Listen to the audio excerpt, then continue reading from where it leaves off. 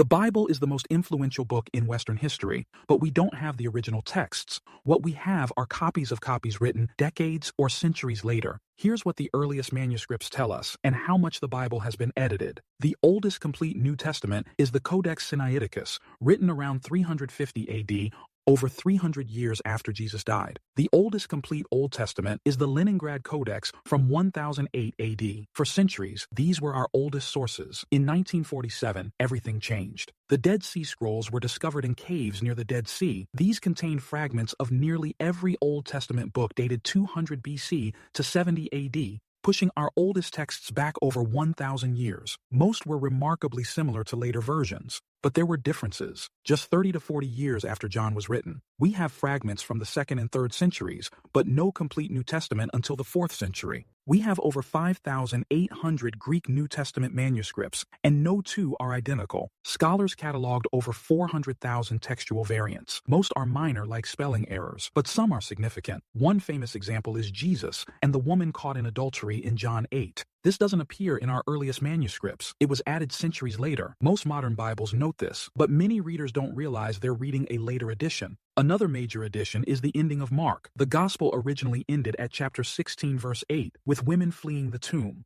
The last 12 verses, including Jesus appearing and ascending to heaven, don't appear in the oldest manuscripts. They were added later. The Trinity passage in 1 John 5, 7-8, explicitly mentioning Father, Son, and Holy Spirit, doesn't appear in any Greek manuscript before the 1500s. It was added to support Trinitarian theology and made its way into translations like the King James Version. Why did changes happen? Scribes made copying mistakes. They clarified confusing passages. They harmonized differences between Gospels. They altered text to support theological positions. The Dead Sea Scrolls show Jewish scribes were extremely careful with elaborate systems to prevent errors. But there are variations between the Dead Sea Scrolls and later texts. The Bible we read today is the product of centuries of copying, translating, and editing. Scholars compare manuscripts to reconstruct what originals likely said. Modern translations use the earliest manuscripts, which is why newer translations differ from older ones. We don't have the originals. We have ancient copies with variations. Most changes are minor, but some are theologically significant. Follow the History Vault for more religious history. Were you surprised by how much the Bible has changed? Let me know in the comments.